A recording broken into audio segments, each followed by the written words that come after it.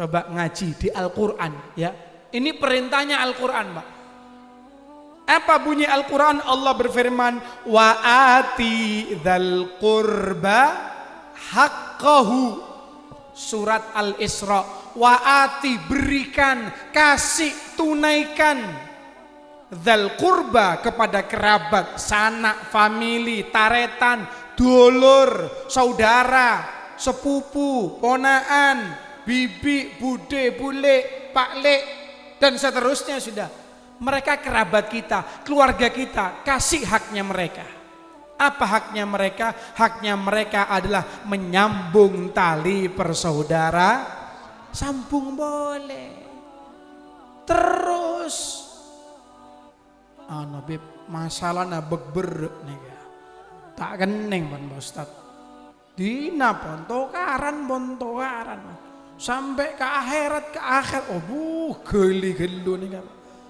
Watos punya masalah itu Pak, sesama keluarga dengan saudara itu biasa, di mana-mana ada. Gini Gobib, ya terus pundi malih nih Pak Ustaz. Saya punya kakak Pak Ustaz, ya Allah, wayai emak loro niku mboten nyambangi. Saya yang ngerawat emak itu saya Pak Ustaz. Bertahun-tahun saya ngerawat emak, keluar duit untuk ke dokter, biaya macem-macem. Nawita kakak niku telepon, tanya kondisinya emak gimana, nggih mboten Pak Ustaz.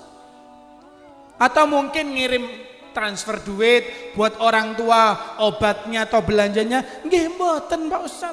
Sampai emak niku pecah Pak Ustaz, ya ndak datang juga Pak Ustaz. Jenazahnya waktu memakamkan sampai tahlil ndak hadir Pak Ustaz. Wayai tum-tum warisan moro-moro jumbul. Wayai bagi-bagi warisan, lo kok di kantor notaris kok moro-moro datang. Assalamualaikum, bagian isun ndai.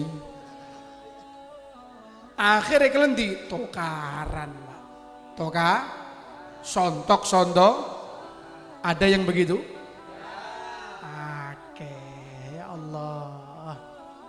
Gimana Bu, Pak, dengarkan ya, saudara itu sampai kapanpun tetaplah saudara. Tidak ada kata mantan saudara, tidak ada.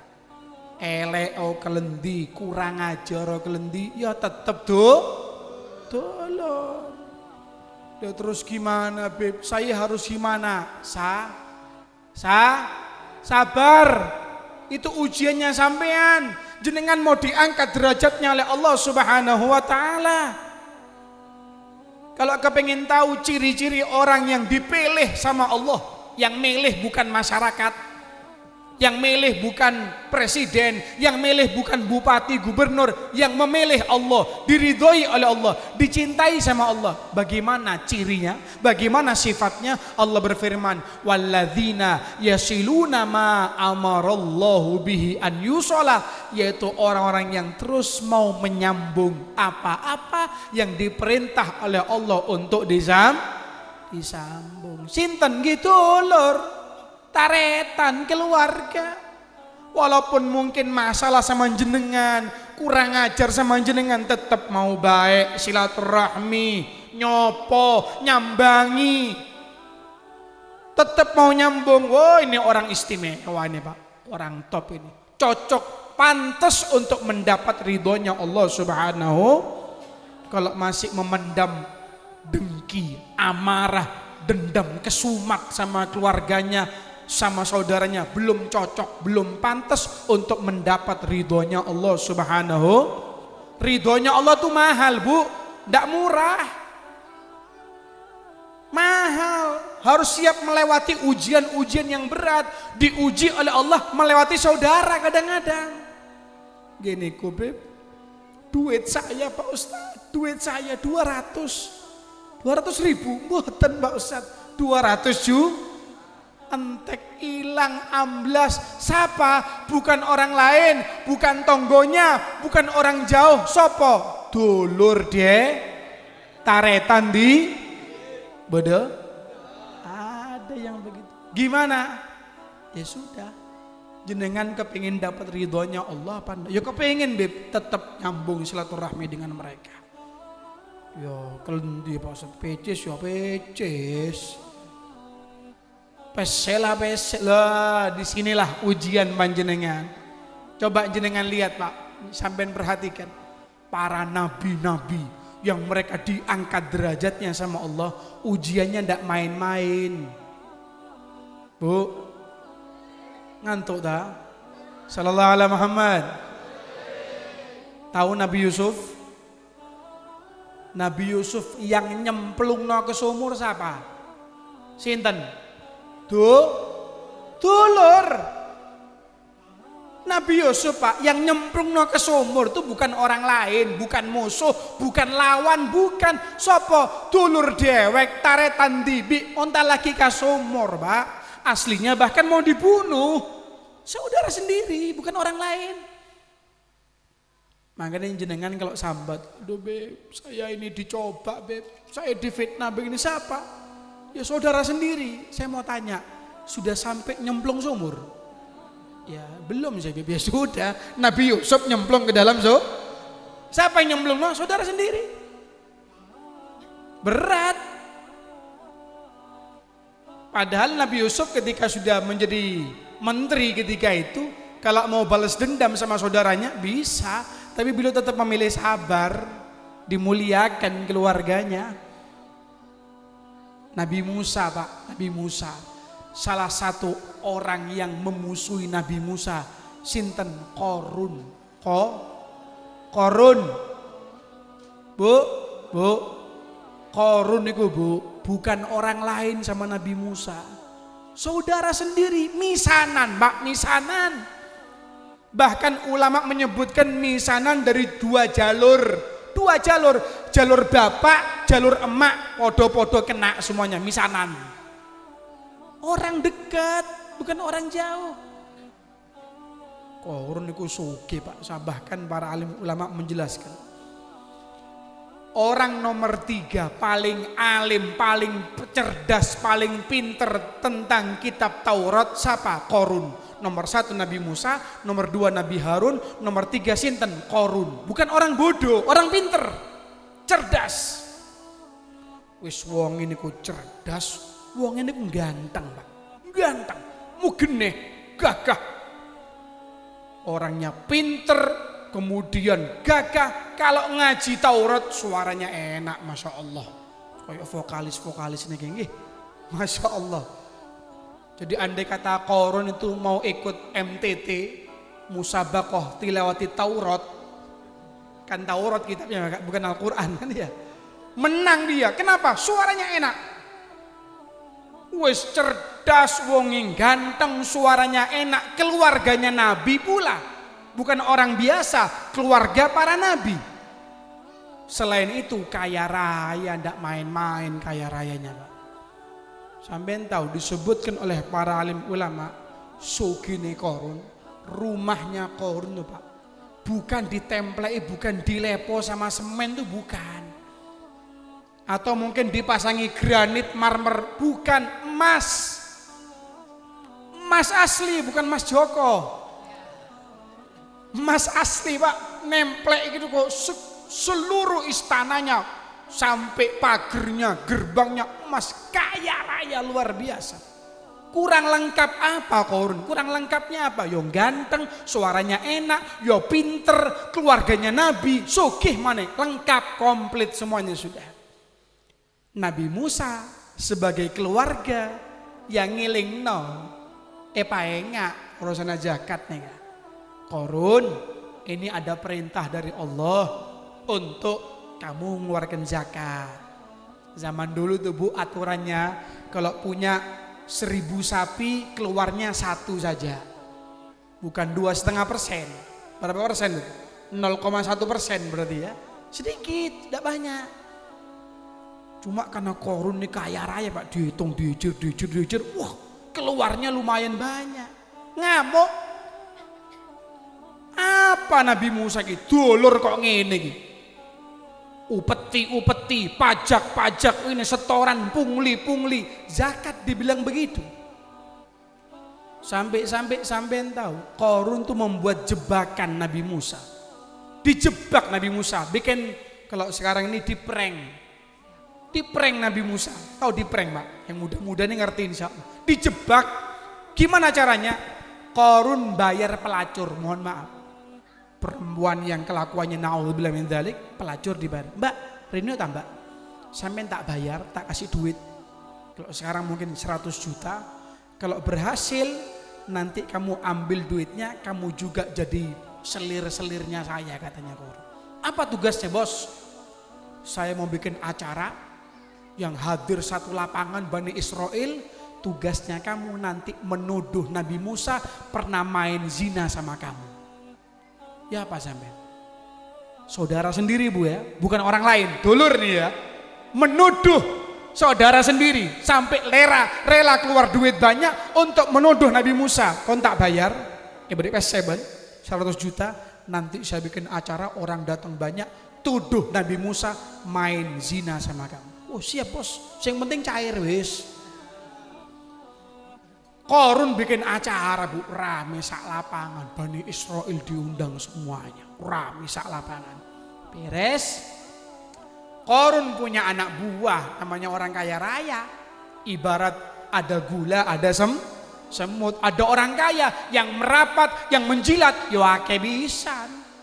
Banyak anak buahnya kumpul-kumpul, dikasih tahu, Renio ta, undangan Nabi Musa.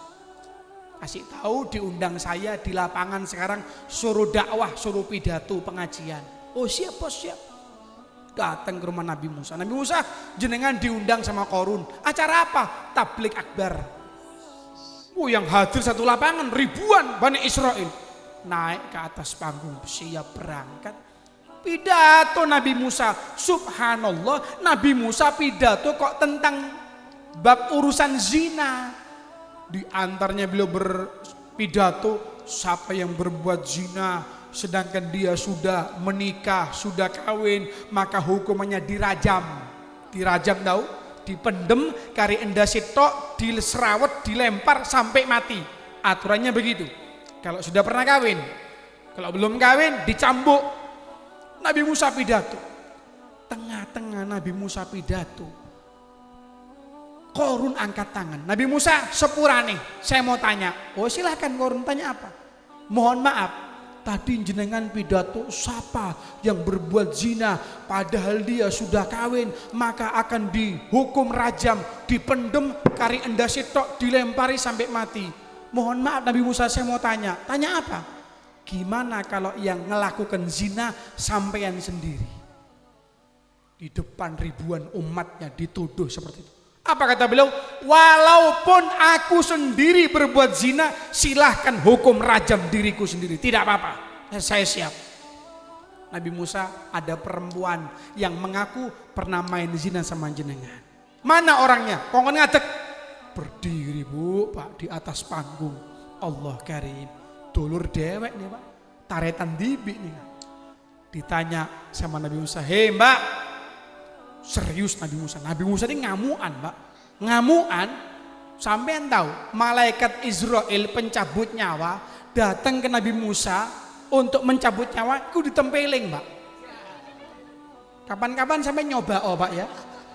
Kalau ada Israel datang jenengan, turun nempeling, mati duluan ya. Nabi Musa orangnya berani. Gergetan, marah, emosi beliau dituduh di depan ribuan umat yang ditanya, hei wanita, demi Allah yang membelah lautan untuk Bani Israel, demi Allah yang menurunkan Taurat untuk aku bertanya padamu, demi Allah, apakah betul yang dikatakan Qarun bahwasanya kamu pernah main sama aku?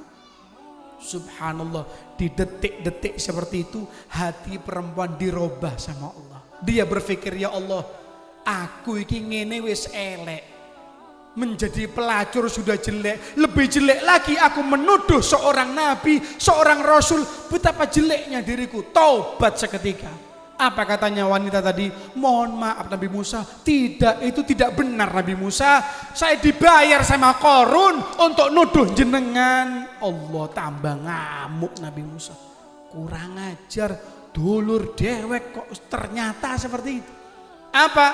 Beliau doa kepada Allah, ya Allah, tolonglah, bantulah aku ya Allah. Apa firman Allah? Musa, bumi yang kau injak sekarang, dia akan patuh, dia akan nurut kepada kamu wahai Musa. Siap ya Allah. Dipanggil sama Nabi Musa, Korun, Renio, ayo yang mau berpisah menjauh dari Korun silahkan, yang mau tetap gabung sama Korun silahkan, monggo. Beberapa orang ada yang ketakutan, menghindar, menjauh. Ada yang masih setia Pak, yang masih loyal sama Korun. Sekarang juga, hei bumi, ya ardu khudhihum, hei bumi, telan itu Korun. Disedot Bu sama bumi Bu. Korun disedot sama beberapa orang-orang yang masih loyal sama Korun, ditarik sama bumi sampai sedengkul.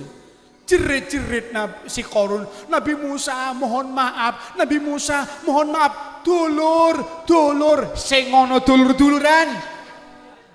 Kamu saudara nuduh sekarang waktunya gini baru saudara-saudara. Ndak terima Nabi Musa. Hei bumi, sedot lagi, ditarik sama bumi sampai segini Pak. Sampai akhirnya habis Korun dan orang-orang yang masih setia dengan Korun habis semuanya. Korun habis, hartanya masih ada Pak. Hartanya belum hilang, masih ada. Terjadi omongan di masyarakat Bani Israel, pinteran Nabi Musa itu. Nabi Musa itu menenggelamkan Korun karena mengincar hartanya kok. Kalau Korun mati kan otomatis Nabi Musa dapat bagiannya. Kenapa? Keluarga. Ngamuk lagi Nabi Musa. Seluruh hartanya Korun diperintah oleh Nabi Musa untuk ditelan oleh bumi. Langsung habis semuanya. Korun dan seluruh hartanya. Makanya jenengan kalau cokir-cokir di tanah ketemu emas, namanya harta Korun. Ya Allah alam, apa nyampe ke Songgon kenangan juga ya. Ini kisah nyata Bu, kisah nyata. Saudara, ternyata Nabi Yusuf dicemplungno ke sumur, yang nyemplungno ya dulur. Nabi Musa dipermalukan, dituduh zina di depan ribuan umatnya. Siapa yang nuduh? Bukan orang lain tapi saudara. Ya begitulah kehidupan. Makanya jenengan ketika mungkin hidup di dunia ini ada masalah dengan keluarga, khususnya bab urusan warisan, peninggalan orang tua, wis saudara tetaplah saudara. Bahkan disebutkan nggih, kalau jenengan tetap mempeng, tak bisa Beb, saya tidak terima, hati-hati lo ya. Dilaknat sama Allah. Dilaknat sama Allah. Riwayat menyebutkan qati'ur rahimin mal'unun walau mata fi jawfil Ka'bah. Orang yang memutus tali persaudaraan, tukaran, tidak terima, musuh-musuhan seterusnya, itu dilaknat sama Allah walaupun wafatnya, meninggalnya di dalam Ka'bah sekalipun Pak. Andai kata sekarang Bu, Pak, ada orang wafat di dalam Ka'bah, orang menganggap gimana? Masya Allah Beb, husnul khotimah. Bagaimana tidak husnul khotimah? Meninggalnya di dalam Ka'bah, Masya Allah, orang menganggap hebat sudah. Tunggu dulu, jangan kesusu. Ternyata kalau tukaran sama keluarganya, putus hubungan dengan keluarganya, tetap dilaknat oleh Allah Subhanahu wa ta'ala. Makanya ayo yang punya masalah sama keluarganya, mau sampai kapan dendam kesumat, sampai kapan? Tak tahu David, pokoknya saya tidak terima. Terus hidup dengan dendam ini tidak enak Pak. Ketemu orangnya itu lirik-lirikan, kusing nyolong itu, lo kurang ajar wong itu. Tiap hari ndak enak hidup begitu, kepikiran, tidur kedip-kedip, pegel, emosi tiap hari begitu. Akhirnya bawaannya stres, suwi-suwi yang jeleret, cerepet Pak. Nanti ngomong-ngomong sendiri tengah jalan, tole-tole, wah iki kesambet sih Pak. Gimana? Yang enak itu jadi orang pemaaf, nggih? Jadi orang yang gampang memaafkan. Jangan berat untuk memaafkan kesalahannya orang, maafkan saja sudah kesalahan orang lain. Enak begitu. Apa kata Kanjeng Nabi? Laisal wasil bil mukafi, yang namanya silaturahmi. Nggih, Bu. Bu. Namanya silaturahmi itu bukan balas membalas, bukan.